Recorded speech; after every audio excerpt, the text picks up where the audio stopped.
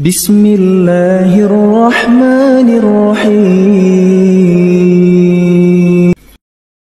Yang perlu diketahui dalam masalah alam barzah adalah semua orang yang punya dosa, dan tidak sempat bertaubat di dunia, maka sudah cukup mendatangkan azab kubur padanya. Walaupun dia belum tentu masuk ke neraka. Karena untuk masuk ke neraka harus ada timbangan amal hari kiamat. Beda kalau orang kafir dan orang musyrik, orang munafik, itu tidak ada lagi timbangan amal. Mereka sudah langsung diseret ke dalam api neraka. Ditimbang amal ini adalah orang-orang yang beriman. Orang yang beriman kepada Allah tapi masih punya dosa, maka ditimbanglah amalnya. Melalui timbangan inilah nanti dilihat, kalau amal baiknya lebih banyak, maka dia masuk dalam surga. Kalaupun amal buruknya lebih banyak, masih dilihat lagi apakah Allah masih mau memaafkan dia, atau misalnya dia masih bisa mendapatkan syafaat saudara-saudaranya, kerabatnya, orang yang kenal dia, atau Rasulullah SAW sendiri. Bisa saja. Jadi dia bisa saja selamat ke surga. Jadi untuk masuk ke neraka itu ada proses, tapi azab kubur nggak ada prosesnya. Siapapun meninggal punya dosa, teman-teman sekalian, hati-hati. Sekecil apapun dosa itu sudah cukup mendatangkan siksa kubur, walaupun belum tentu dia masuk ke dalam api neraka. Jadi jangan dianggap remeh. Makanya kisah yang masyhur berhubungan dengan masalah ini adalah kisah Utsman bin Affan radhiyallahu anhu yang pernah menziarahi kuburan lalu terisak-isak menangis seperti anak kecil. Lalu beberapa teman-temannya di zaman khilafah beliau berkata, "Wahai Amir Mu'minin, kenapa anda menangis melihat kuburan? Padahal Nabi SAW sudah menjamin buat anda surga. Dan anda ini siapa? Terkenal anak mantunya Nabi SAW, ya, dapat jaminan surga. Nabi sebutkan lisannya langsung,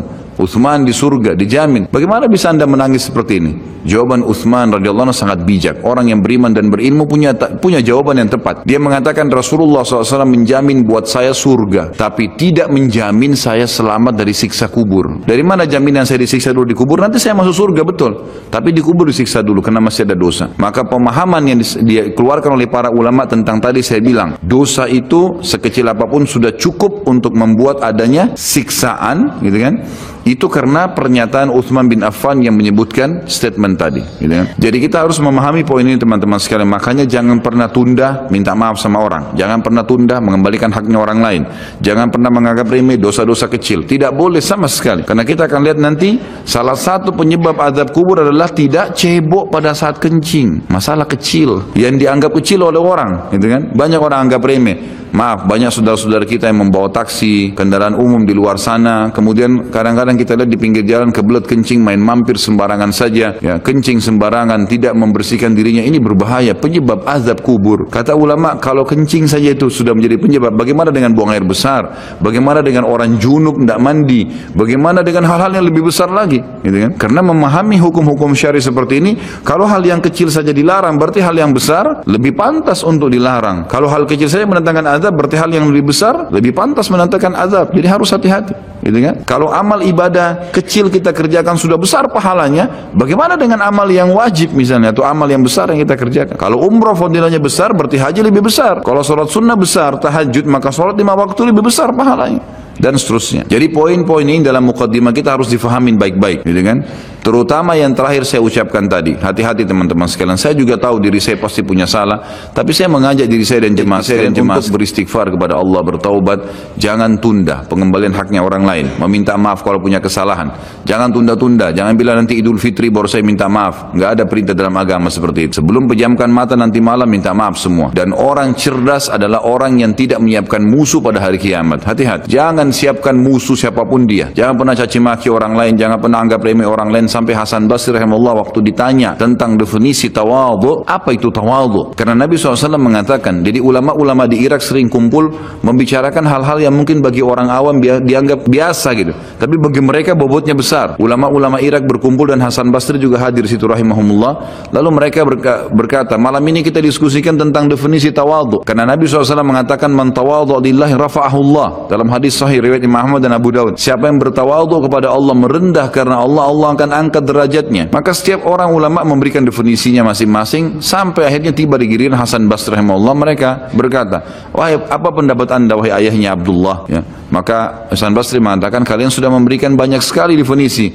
Kalau menurut saya tawadhu ialah jangan kau lihat siapapun muslim di depan matamu kecuali kau sudah langsung menanamkan dalam dirimu kalau dia lebih baik daripada kamu. Itu tawadhu. Siapapun dia, mau dia cuma mungut-mungut sampah di pinggir jalan, mau dia cuma ini, mau dia cuma itu, tetap kita harus menganggap dia lebih baik daripada kita, sehingga tidak ada celah untuk menganggap diri kita lebih baik. Dan akhirnya muncul kesombongan, karena hadis jelas, hadis yang sahih mengatakan siapa yang dalam hatinya seperti biji sawi dari kesombongan, maka tidak akan mencium bau surga. Berat, gitu kan? Makanya kita harus kemas diri kita dengan ketawadhuan itu. Misalnya kita merendah, maka harus ini, ya, kembalikan semua hak-hak orang, minta maaf kalau pernah mengambil barang orang yang tidak jelas, kembalikan, kalau tidak sedekahkan sejumlah itu, semua selesaikan. Jangan ada masalah, ya, jangan pernah ada masalah, jangan siapkan musuh. Imam Bukhari rahimahullah pernah berhenti berburu hanya karena meleset anak panahnya kena pagar tetangganya, gitu kan. Diajak teman-temannya, kita memanah yuk, berburu. Beliau senang berburu. Kemudian pada saat beliau lagi latihan panah, ternyata anak panahnya sempat mencuil sedikit pagar kayu tetangganya. Lalu dia panggil gulamnya, gulam ini kayak pembantunya, sampaikan ke teman-teman saya kalau saya tidak jadi memanah, saya tidak jadi berburu, dan sampaikan kepada tetangga kalau Bukhari minta maaf. Muhammad namanya tentu, Muhammad minta maaf, gitu kan. Sampaikan dan siap mengganti pagar yang rusak itu. Begitu pembantunya Imam Bukhari datang ke tetangga tersebut lalu berkata, ya, Syekh Imam Bukhari menyampaikan maaf karena pagar anda tercuil, diperlihatkan. Lalu tetangganya tersenyum dan berkata, jangankan pagar saya, rumah saya semua buat Imam Bukhari. Saya tidak perhitungan dengan masalah itu. Waktu pembantunya Imam Bukhari kembali ke rumahnya, apa yang terjadi? Lihat orang soleh dan orang beriman, tahu dan yakin dengan adanya siksa dan adab kubur, tahu ada akhirat dan hisab. Maka apa yang terjadi? Imam Bukhari sujud syukur kepada Allah, kemudian bersedekah sekian ribu dirham hanya karena tidak jadi ada musuh dari tetangga yang dia cuilkan pagarnya. Coba teman-teman, berapa banyak sendal yang ngantung injak, berapa banyak air yang kepercik kena orang lain, berapa banyak ini, berapa banyak itu, berapa banyak yang kita anggap remeh mengambil karena teman punya dan seterusnya. Ini hati-hati, jangan siapkan musuh hari kiamat. Azab kubur datang kepada siapapun yang masih punya dosa, dan dosa ada hubungannya dengan Allah Subhanahu wa taala, ada hubungannya dengan makhluk. Kalau berhubungan dengan Allah Azza wa Jalla, kita bertaubat kepada Allah. Allah Maha Pemurah, dia akan terima taubat hamba-hambanya asal ikhlas. Tapi dengan makhluk nggak bisa. Mencuri, menggunjing, memfitnah, ya, mengambil, memakan, merusak namanya orang lain, ini nggak boleh.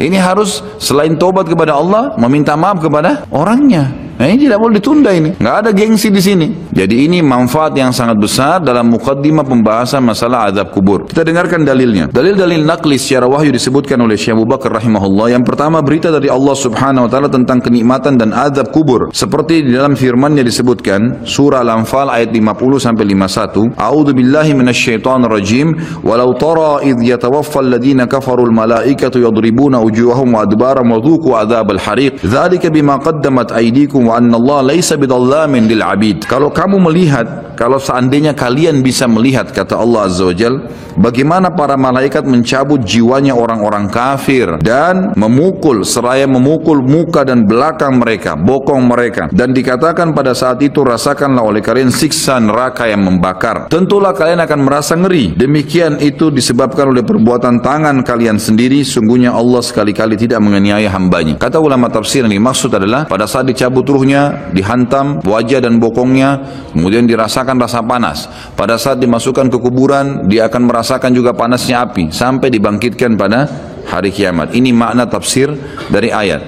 Juga dihubungkan dengan yang lainnya adalah Allah Subhanahu wa taala menutup ayat ini sambil berkata, itu karena perbuatan tangan kalian sendiri. Kata ulama tafsir, Allah Azza wa Jalla dengan kemahamurahannya, walaupun orang kafir, Fir'aun menantang Allah, menganggap dirinya Tuhan, masih didakwahi, dan sampai detik terakhir sebelum dia ditenggelamkan masih diberikan kesempatan untuk taubat. Makanya kata Nabi SAW, wala yahliku illa halik, tidak ada orang yang masuk neraka kecuali orang yang bobrok, karena sampai dia mau meninggal sinyal Allah terus datang untuk taubat. Baik dari lisannya orang lain kah, fenomena yang terjadi kah, ada saja. Maka orang yang cerdas harus bisa mengambil pelajaran. Teman-teman, ulama juga menitikberatkan begini, setiap azab Allah akan datang yang besar, Allah selalu datangkan azab yang kecil sebagai peringatan. Sebelum seseorang itu rubuh hotelnya, terbongkar aibnya karena dia berzina, akhirnya dibuka orang seluruh dunia bisa melihat, maka pada saat pertama dia mau berzina, Allah Subhanahu wa taala tanamkan rasa takut dalam dirinya, khawatir ketahuan, Tangkap dak sinyal itu? Enggak, tetap ngotot jalan. Baik, setelah itu Allah Subhanahu wa taala buat pasangannya telepon. Ada temannya telepon, gitu kan? Atau pasangan yang sedang dia akan ini juga begitu. Tetap juga tidak mau. Maka mungkin digerebek pada saat dia masuk di hotel, kemudian ketahuan, dipublikasikan oleh polisi, masih juga diulangin, maka sekalian Allah rubuhkan tempat itu dengan gempa, kemudian terbongkar, lebih besar aibnya. Seperti pernah terjadi di Mesir begitu. Akhirnya rubuh sebuah hotel yang memang selalu dipakai untuk zina, dan banyak sekali, subhanallah, dengan hikmah Allah, orang-orang yang berzina meninggal sementara mereka lagi berzina dan tidak rusak badannya di hotel itu, sementara hotelnya hancur. Allah datangkan azab yang besar setelah datang tahapan-tahapan yang kecil. Harus sadar, Allah juga datangkan keimanan yang sangat besar setelah kita berusaha mendatangi iman-iman yang kecil, gitu kan? Berbuat dulu amal-amal soleh, nanti Allah akan datangkan keimanan. Terus kita jaga, akan datang keimanan yang besar sekalian, yang akhirnya kita sudah betul-betul siap untuk berkorban di jalan Allah Subhanahu wa ta'ala. Jadi ini yang dimaksud dengan firman Allah tadi di penutupan ayat Al-Anfal ayat 51, itu adalah perbuatan tangan kalian sendiri. Sampai sebelum meninggal sebenarnya kalian masih bisa selamat dari azab kubur, dari azab akhirat, dari siksaan malaikat dalam mencabut ruh, asal memang kalian dasarnya taubat. Kemudian firman Allah Subhanahu wa taala juga di dalam surah Al-An'am ayat 93 sampai 94. A'udzu billahi minasyaitonir rajim. Walau tara idz zalimuna fi gamaratil maut wal malaikatu basitu aydihim akhriju anfusakum al yawma tujzauna 'adzabal huni bima kuntum taquluna 'ala Allahi ghairal haqqi wa kuntum an ayatihi tastakbirun. Wa laqad ji'tumuna furada kama khalaqnakum awwala marratin wa taraktum ma khawwalnakum wara'a dhuhurikum wa ma nara ma'akum syufa'aakum alladhina za'amtum annahum fikum syuraka laqad taqatta'a bainakum wa dhalla 'ankum ma kuntum taz'umun. Alangkah dahsyatnya sekiranya kalian bisa menyaksikan bagaimana orang-orang zalim. Zalim di sini kata ulama masuk kafir dan fasik. Fasik ini muslim, masih banyak dosanya, tidak sempat taubat. Kalau kalian bisa melihat bagaimana pada saat mereka berada dalam tekanan-tekanan sakaratil maut, proses dicabutnya ruh, sedang para malaikat memukul dengan tangannya sambil berkata, keluarkan nyawa kalian. Di hari itulah kalian akan dibalas dengan siksaan yang menghinakan. Siksaan mulai dari cambukan malaikat, masuk di alam barzakh, kemudian nanti di akhirat. Karena kamu selalu mengatakan terhadap Allah perkataan yang tidak benar, dan karena maksudnya setiap kali diingatkan ini Allah larang loh, nggak apa-apa, ini Allah perintahkan, ya sudah kamu aja yang kerjain. Selalu berkata yang tidak benar terhadap Allah.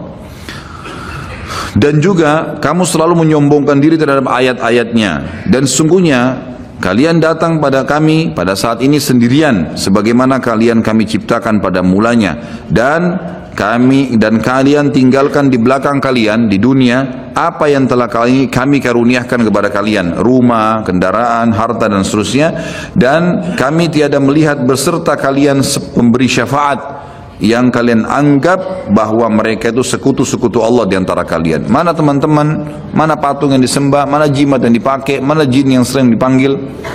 Kata Allah, tidak ada mereka semuanya. Sungguh telah terputuslah pertalian antara kalian, dan telah lenyaplah dari kalian apa yang dahulu kalian anggap sebagai sekutu Allah. Ayat ini menjelaskan kepada kita ada proses kematian dan pindahnya ke alam barzah. Kemudian surah At-Taubah ayat 101 berbunyi, a'udzubillahi minasyaitonir rajim, sanu'adzibuhum marrataini thumma yuradduna ila 'adzabin 'adzim. Nanti mereka akan kami siksa 2 kali, kemudian mereka akan dikembalikan pada azab yang besar. Di sini dimaksud kata ulama tafsir, kami akan berikan mereka azab 2 kali di alam barzah dan di alam akhirat bagi orang-orang yang kafir, ya. Ini berarti penyebutan ada 2 kali siksa, di alam kubur ada siksa dan juga ada di akhirat nanti. Kemudian surah Ghafir ayat 46, ini cerita Allah SWT sampaikan tentang Fir'aun, disiksa dulu di alam barzah, baru kemudian dimasukkan ke neraka. Jadi 2 kali juga diazab. A'udzu billahi minasyaitonir rajim. An-naru yu'raduna 'alaiha guduwan wa 'ashiyya wa yawma taqumus sa'atu adkhilu ala fir'auna ashaddal 'adzab. Kepada mereka ditampakkan neraka pada pagi dan petang di kuburannya. Dan pada hari terjadinya kiamat dikatakan kepada malaikat, masukkanlah keluarga Fir'aun dan kaumnya ke dalam azab yang sangat keras. Kata ulama tafsir, makna ayat ini jelas akan ada azab alam barzah ya, dan juga ada azab akhirat bagi Fir'aun atau orang yang kafir. Bagi orang-orang yang beriman, Allah Subhanahu wa taala akan memudahkan mereka menjawab pertanyaan malaikat di kuburan. Dan itu Allah sebutkan dalam surah Ibrahim ayat 27. Berarti ada proses di alam barzah. Kalau tadi orang-orang kafir dan fasik itu tersiksa, maka ini adalah orang-orang beriman bisa menjawab pertanyaan. Kata Allah Subhanahu wa taala, a'udzubillahi minasyaitonir rajim, yutsabbitullahu alladhina amanu bil qawli tsabiti fil hayatid dunya wa fil akhirah wa yudillullahu adh-dhalimin wa yaf'alullahu ma yasha'. Allah meneguhkan iman orang-orang yang beriman dengan ucapan yang teguh di dalam kehidupan dunia dan di akhirat. Kata ulama tafsir, kehidupan dunia adalah orang-orang beriman kalau pelajari agamanya, setiap kali ditanya kenapa kamu sholat, kenapa kamu puasa, kenapa kamu jujur, kenapa kamu begini, maka dia bisa menjawabnya di dunia dan di akhirat. Kata ulama tafsir, akhirat adalah pertanyaan malaikat di kuburan dan juga nanti pada saat ditimbangan amal hari kiamat. Dan Allah menyesatkan orang-orang zalim dan berbuat apa yang dia kehendaki. Maksudnya orang-orang zalim tidak bisa menjawab pertanyaan malaikat di dalam kuburan. Ini semua ayat-ayat Al-Quran yang menjelaskan tentang adanya azab atau alam barzah, ada azab dan ada nikmatnya. Kita dengarkan hadis Nabi SAW. Poin kedua dalam kitab kita ini adalah informasi Rasulullah SAW mengenai hal itu. Seperti dalam sabdahnya, innal abda idza wudi'a fi qabrihi wa tawalla anhu ashabu wa innahu la yasma'u qar'ani 'alihim atahu malakani fayaq'idani فيقولان له ما كنت تقول في هذا الرجل لمحمد صلى الله عليه وسلم فأما المؤمن فيقول أشهد أنه عبد الله ورسوله فيقال له انظر إلى مقعدك من النار قد أبعدك الله به مقعدا قد أبدلك الله به مقعدا من الجنة فيراهما جميعا وأما المنافق أو الكافر فيقولان له ما كنت تقول في هذا الرجل فيقول لا أدري كنت أقول ما يقول الناس فيقال له لا دريت ولا تليت ويضرب بمطارق من حديد ضربة فيصيح صيحة يسمعها من يليه من غير الثقلين. Sesungguhnya seorang manusia apabila telah diletakkan di dalam kuburnya dan ditinggalkan oleh para pengantarnya, sesungguhnya ia masih mendengar bunyi gesekan sendal mereka. Lalu ia didatangi oleh dua malaikat, kemudian dua malaikat itu mendudukkannya dan berkata kepadanya, bagaimana menurut keyakinanmu tentang laki-laki itu? Yang dimaksud adalah Nabi Muhammad SAW. Maka seseorang mukmin akan menjawab, aku bersaksi bahwasanya dia adalah hamba dan utusan Allah. Lalu dikatakan kepada mayat tersebut, lihatlah tempat dudukmu dari neraka telah diganti oleh Allah dengan tempat duduk dari surga. Si mayit pun melihat kedua tempat tersebut. Adapun terhadap orang munafik atau orang kafir, maka kedua malaikat akan bertanya kepadanya, bagaimana menurut keyakinanmu tentang laki-laki itu? Maksudnya Nabi Muhammad SAW. Maka ia akan menjawab, aku tidak tahu. Aku mengikuti apa yang diyakini banyak orang. Lalu dikatakan kepadanya, kamu tidak tahu dan juga tidak mengikutinya. Sambil dipukul satu kali dengan palu yang terbuat dari besi, sehingga ia berteriak keras dan dapat didengar oleh semua makhluk kecuali jin dan manusia. Hadis ini riwayat Imam Bukhari.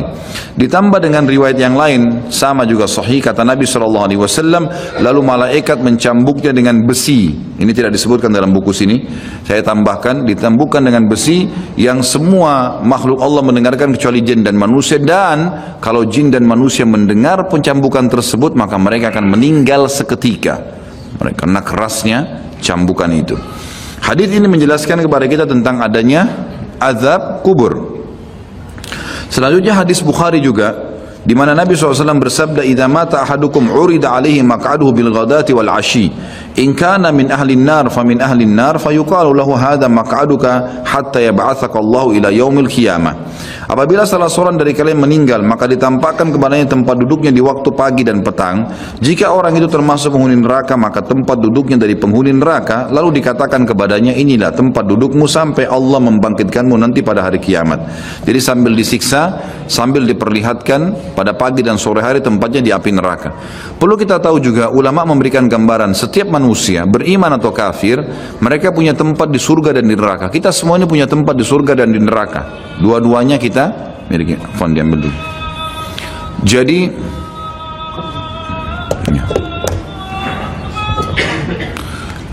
Jadi kita semua ini punya tempat di surga dan di neraka.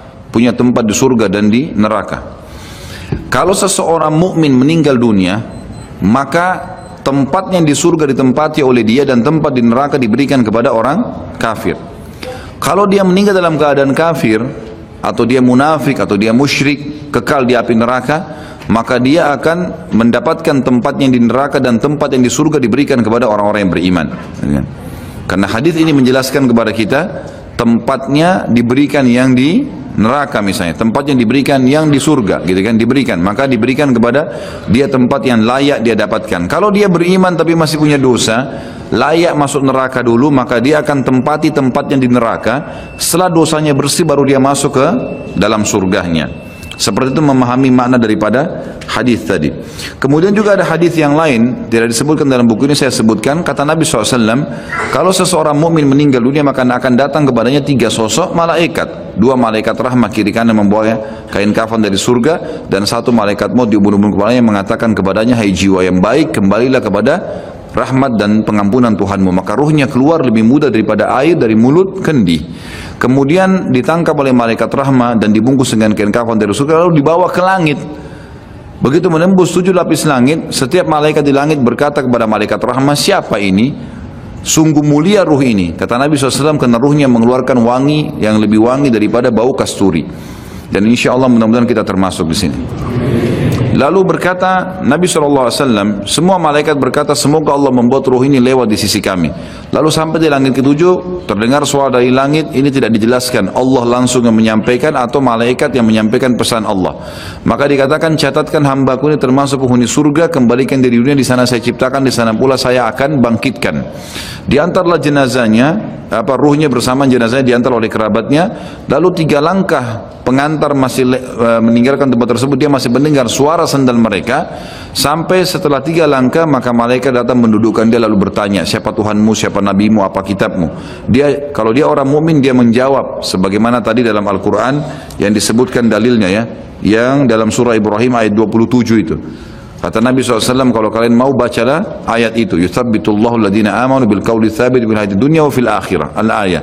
Allah akan tetapkan di lisan orang-orang beriman untuk menjawab pertanyaan di dunia dan juga di akhirat. Akhirat termasuk alam barzah.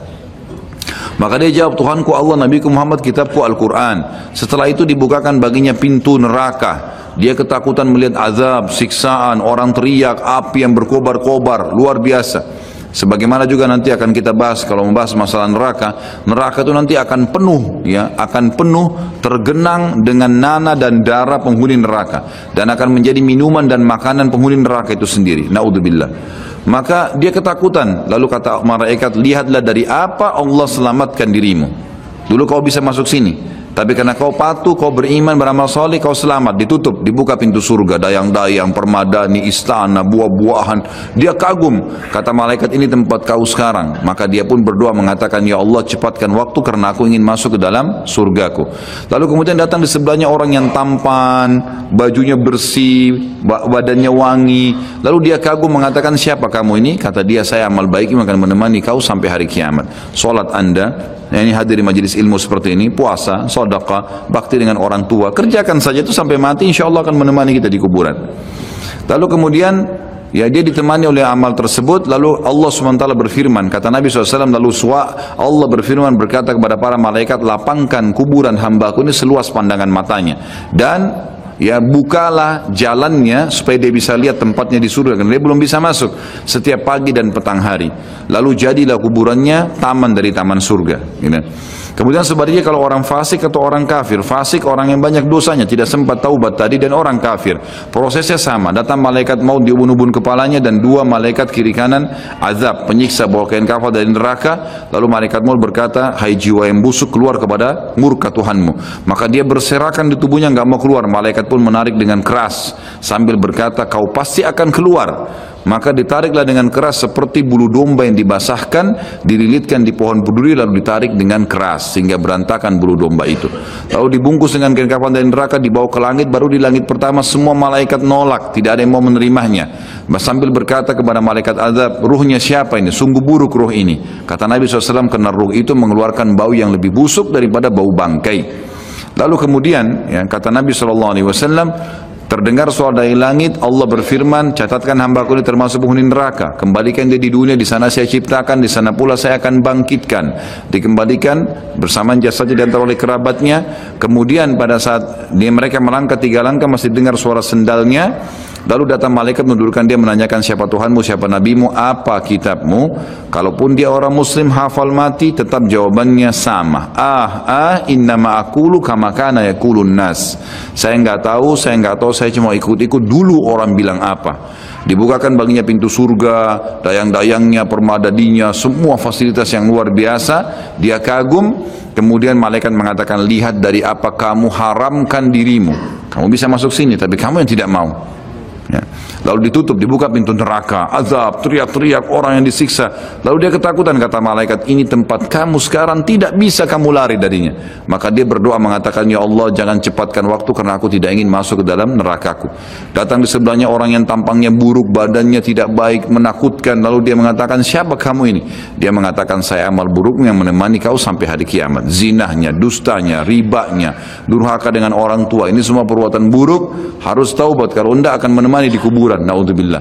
Lalu kemudian kata Nabi SAW menutupkan hadis Bukhari, Allah mengutus kepadanya malaikat yang tidak punya pendengaran dan penglihatan, yang membawa besi, sebuah besi.